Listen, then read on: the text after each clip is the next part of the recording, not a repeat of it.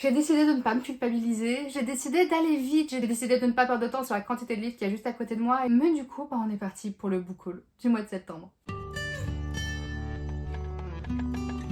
Si vous me suivez sur les autres réseaux sociaux, que vous avez vu mon bilan du mois d'août et que vous avez vu mon bilan du mois de septembre, vous n'êtes pas sans savoir que je me suis très récemment mise au manga. Et dans cette continuité-là, au mois de septembre, pas mal de mangas ont rejoint ma bibliothèque. Je vous les présente juste ici. On est parti donc pour un mini book haul dans le book haul. On va parler manga. On commence avec L'Atelier des Sorciers, tome 2 et tome 3, écrit par Kamome Shirahama aux éditions Pika. J'ai lu le premier tome au mois d'août. Ça a été le tout premier manga que j'ai lu et j'ai vraiment beaucoup aimé. Je trouve les illustrations vraiment très jolies et l'histoire me touche déjà beaucoup. J'aime déjà énormément les personnages et donc il me fallait absolument la suite pour pouvoir continuer à le découvrir. Pour l'instant, je les ai pas lus, mais j'ai très hâte. Ensuite, une mangaka française ou du moins francophone, je sais pas si elle est française ou juste francophone, avec Les Héritiers d'Agion, le premier et le deuxième numéro. Pour l'instant, ce sont les deux seuls disponibles. Alors déjà, je trouve ça cool de pouvoir commencer une série de mangas et d'attendre au fur et à mesure la sortie et de la découvrir en même temps qu'elle sort. Écrit par Tipiu aux éditions Kana. On est sur un univers assez particulier. J'ai déjà lu le premier numéro au mois de septembre. On joue entre la vie et la mort, des histoires de résurrection. Une princesse, la princesse Adalise, qui ne sait pas exactement qui elle est. On va se rendre compte au fur et à mesure qu'il y a plein de mystères autour d'elle, dont j'attends encore les réponses et j'en découvrirai peut-être un peu plus dans le deuxième tome, tout simplement. Et voilà, j'aime beaucoup, je trouve que c'est très original, je trouve les dessins très beaux. Il y a un petit côté gore qui est assez chouette à lire dans l'histoire. Enfin bref, c'est vraiment chouette. Ensuite, les éditions Kyun m'ont envoyé les 3 premiers tomes, les 3 premiers numéros de Reine d'Égypte, écrit par Shi Inudo. On est déjà sur un récit historique, on est sur une lecture pour adultes aussi. J'ai lu le premier numéro et on a de la violence et des scènes et des visuels explicites. Donc pour moi, on est sur des mangas pour adultes. Le côté antiquité égyptienne, moi ça partait avec un avantage parce que c'est quelque chose que j'adore et j'ai beaucoup aimé la façon dont c'était raconté à l'intérieur. La protagoniste, Hatshepsut, si je l'ai bien prononcé, promet vraiment beaucoup de choses. C'est cette jeune fille qui est née fille et qui du coup n'a pas le droit de devenir pharaon à cause de son genre tout simplement et qui trouve ça vraiment très injuste et on sent qu'il y a plein de choses qui vont se préparer, que plein de choses vont être bouleversées et qu'on va être dans beaucoup d'intrigues, de complots autour de la royauté et autour du pharaon. Et j'ai vraiment trop hâte d'en découvrir encore plus. Je trouve que c'est une protagoniste qui est très intelligente et qui cache extrêmement bien son jeu. Les éditions Kyun m'ont également envoyé Le Palais des Assassins, le premier numéro de Tabasa Yori. Je l'ai lu très récemment, d'ailleurs je l'ai lu il y a 2 jours, il me semble, au moment où je tourne cette vidéo. On est dans la cour intérieure, là où il y a toutes les courtisanes et toutes les favorites de l'empereur, donc au palais impérial. Et Karine est une servante, mais c'est pas n'importe quelle servante parce qu'elle est la fille d'un homme qui effraie un petit peu tout le monde, qui est dangereux, qui est un assassin, qui manipule un petit peu tout le monde, etc. Et du coup, ça nuit un petit peu à sa réputation. Alors que Karine, elle, tout ce qu'elle veut, c'est se faire des amis. Déjà, j'aime énormément l'ambiance de la cour intérieure, de la cour impériale. C'est pas sans rappeler les carnets de l'apothicaire, d'ailleurs, que j'ai regardé en animé. J'ai pas lu les mangas, mais j'ai vu l'animé. Donc je trouve ça vraiment très chouette.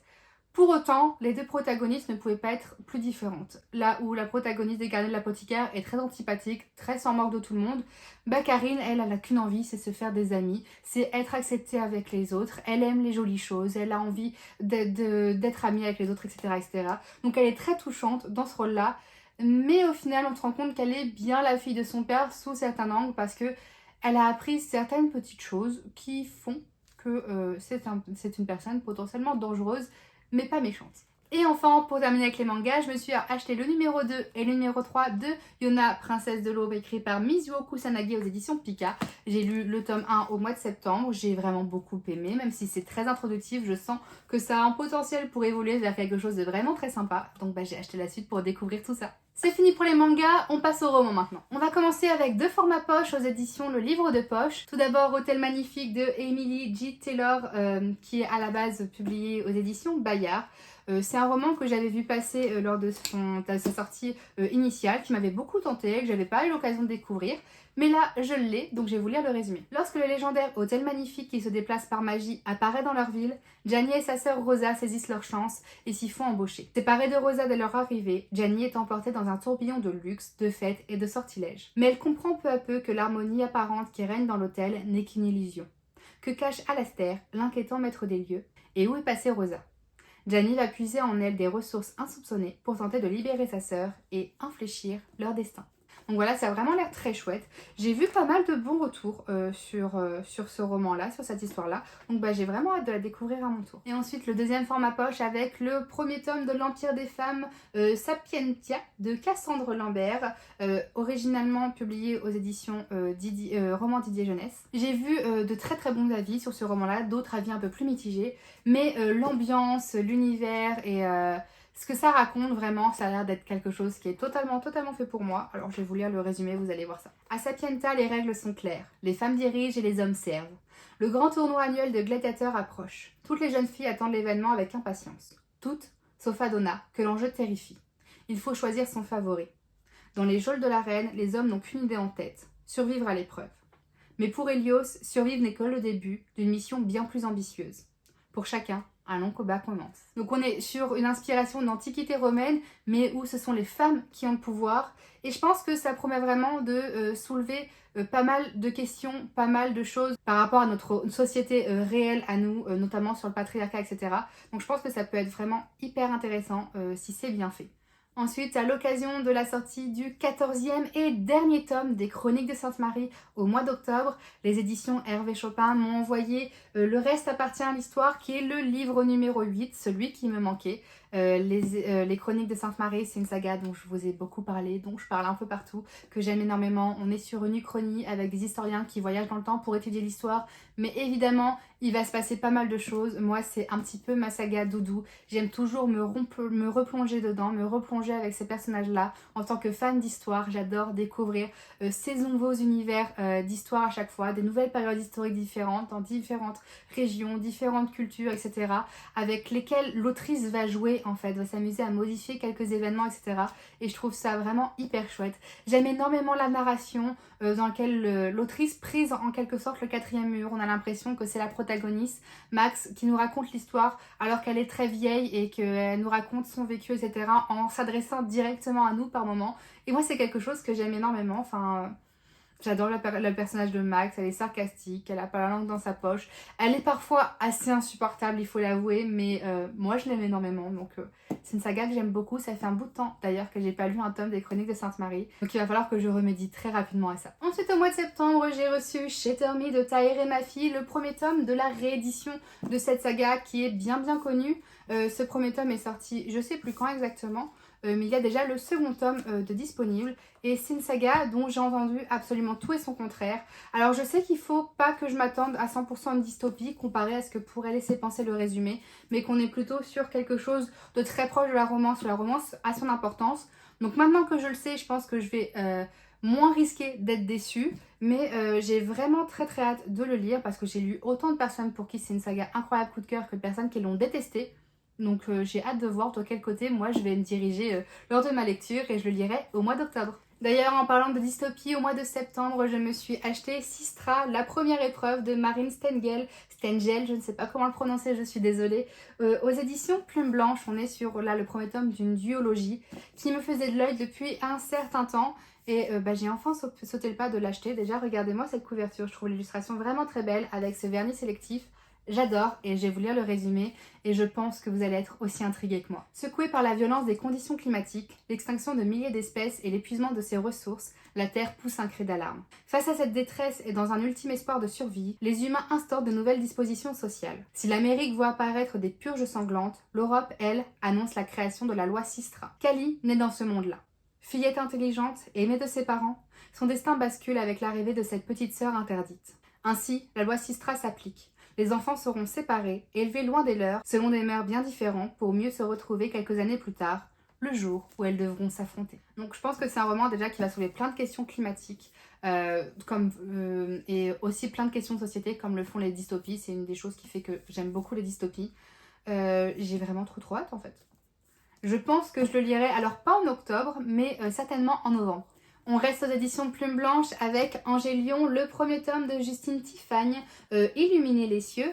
Du coup, toujours aux éditions Plume Blanche. On est sur un roman que j'avais envie de découvrir depuis longtemps. J'avais jamais sauté le pas. Et à l'occasion de la sortie du deuxième tome, ils ont réalisé une campagne de dédicace tout simplement. Donc je me suis dit, bah Nolwenn, c'est le moment ou jamais. Donc bah je l'ai précommandé. J'ai acheté en même temps le premier tome de Sistra. J'ai pas acheté le deuxième tome parce que moi je n'aime pas acheter la suite des sagas tant que je sais pas si je vais aimer ou pas. Et du coup, bah, j'ai mon petit livre dédicacé avec une très jolie illustration à l'intérieur. Donc bah, je suis contente et l'histoire a vraiment l'air très chouette. J'ai vu de très bons retours dessus. On est sur Dark Fantasy, Esprit, quelque chose qui a l'air assez chouette. Enfin, je le lis au mois d'octobre et je voulais le résumer maintenant. Jadis, Angélion, l'astre sacré, illuminait le ciel lors de la levée. Aujourd'hui, la tombée de la nuit annonce l'avènement des damnés. Dans le chaos de ce monde enchaîné et torturé, en proie à un homme aussi cruel qu'immortel, un murmure prophétique parle d'enfants avec l'extraordinaire pouvoir de manipuler l'angélion. Lilium est l'une d'entre eux. Donc je trouve ça très énigmatique, très mystérieux et j'ai très hâte de le lire. Ensuite, on n'est pas sur un nouveau roman, on est sur une réédition format collector d'un roman qui est déjà paru il y a 2 ans aux éditions Lumen et qui sort le 10 octobre en version collector. Il s'agit de Galante de V.E. Schwab et regardez-moi cet écrin rouge, comment il est magnifique. On a une texture un peu imitation cuir, très souple que j'adore. J'aime énormément la sensation au toucher du roman. On a un jaspage. Je trouve qu'ils ont très bien fait de laisser le blanc apparent des pages parce que ça aurait fait beaucoup trop chargé sinon avec le rouge bien saturé de la couverture. Donc je trouve ça parfait comme ça. Vraiment, je le trouve magnifique. Cette association de blanc, rouge, noir, c'est vraiment très caractéristique des livres de V.E. Schwab aux éditions Lumen et c'est quelque chose que j'adore. On a des pages de garde que je trouve vraiment très jolies. Alors, elle n'est pas à l'envers, hein. C'est fait exprès. De toute façon, elle n'est pas à l'envers, c'est fait exprès. Comme sur la couverture, on est sur un monde inversé, etc. Enfin, j'en sais pas plus par rapport au résumé. Et donc voilà, j'ai vraiment très hâte de pouvoir découvrir cette histoire que j'attendais de lire avec impatience. De toute façon, j'ai pas encore été déçue avec les romans de V.E. Schwab. Je trouve qu'elle a des univers bien à elle qui sont toujours très immersifs avec une plume que je trouve toujours très belle. Je pense pas que je lirai en octobre, mais par contre je le mets dans ma pile à lire de novembre. Ensuite on va parler un petit peu sortie parce qu'au mois d'octobre sort l'Oracle de l'Oiseau Noir de Deborah Harkness et en fait on est sur le premier tome de nouvelle trilogie mais qui vient directement à la suite d'une autre trilogie qui est la trilogie du livre perdu des sortilèges de Deborah Harkness justement. Et du coup, ça, c'est une trilogie que je veux lire depuis très longtemps. Ça fait 2 ou 3 ans, 2 ou 3 automnes même plus précisément, où à chaque fois, j'hésite à me lancer, mais où je ne l'ai jamais fait. Et seulement, c'est une trilogie que je veux lire. Et si je lis l'Oracle de l'Oiseau Noir avant que j'ai aussi envie de lire, bah, je vais totalement me spoiler cette saga-là. Donc il faut absolument que je la lise avant. Donc j'ai sauté le pas. J'ai trouvé la trilogie au complète sur Vinted en très bon état. Donc je suis très contente et en format broché en plus. Donc bah voilà, le livre par des sortilèges, je vais vous lire le résumé du premier tome. Diana Bishop est la dernière d'une longue lignée de sorcières, mais elle a renoncé depuis longtemps à son héritage familial pour privilégier ses recherches universitaires, une vie simple et ordinaire. Jusqu'au jour où elle emprunte un manuscrit alchimique, la Small 782.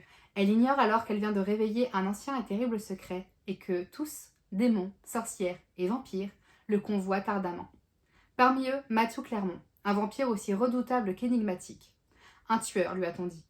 Diana se retrouve très vite au cœur de la tourmente, entre un manuscrit maudit et un amour impossible. Alors ceux qui me connaissent savent que les vampires, c'est pas ma tasse de thé.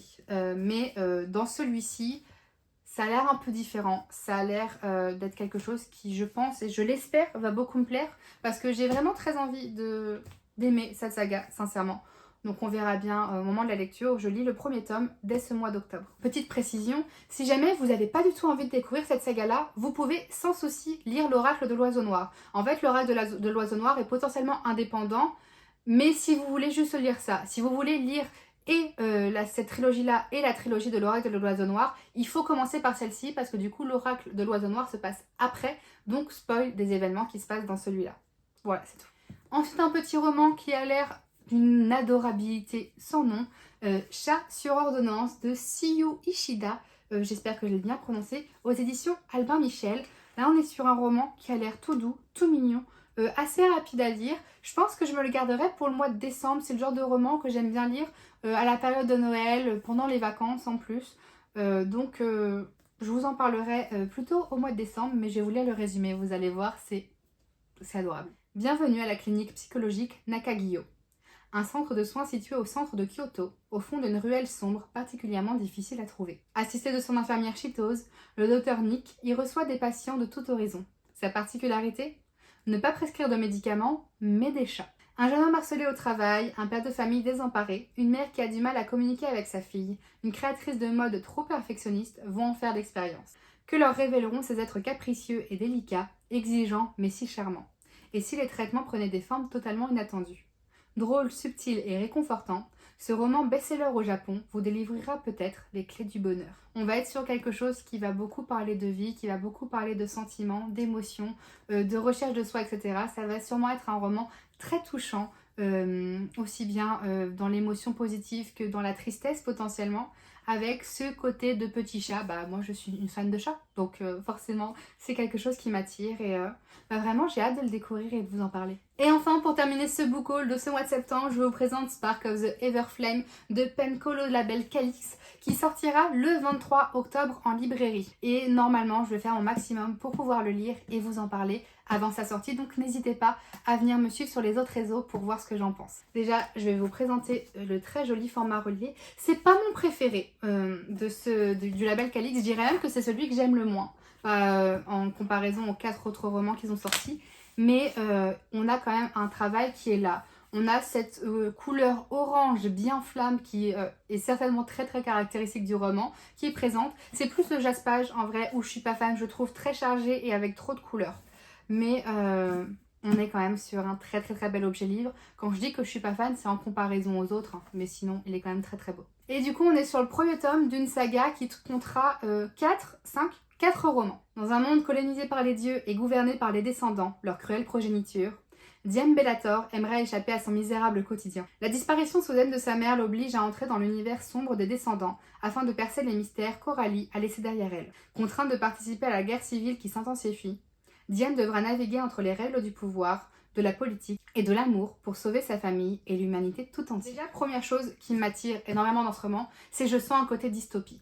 Je sais pas si on sera sur une romantésie ou sur une fantaisie dystopie avec de la romance, ça je vous le dirai au moment de ma lecture, mais on a un côté dystopie, descendant des dieux, mélangé à potentiellement de la magie, parce qu'on va parler de divinité, donc potentiellement de la magie, certainement de la romance, je pense, qui m'attire beaucoup, beaucoup, beaucoup, et j'ai beaucoup d'espoir en fait dans ce livre, parce que j'ai pour l'instant jamais été déçue des lectures de Calix. Sur les 5 romans qu'ils ont sortis maintenant, en comptant celui-là, donc les 4 autres que j'ai lus, ça a été que de très bonnes lectures, il n'y en a aucun que j'ai noté en dessous de 4. J'espère que là encore, ils ne me décevront pas et j'ai vraiment très très très hâte de le découvrir.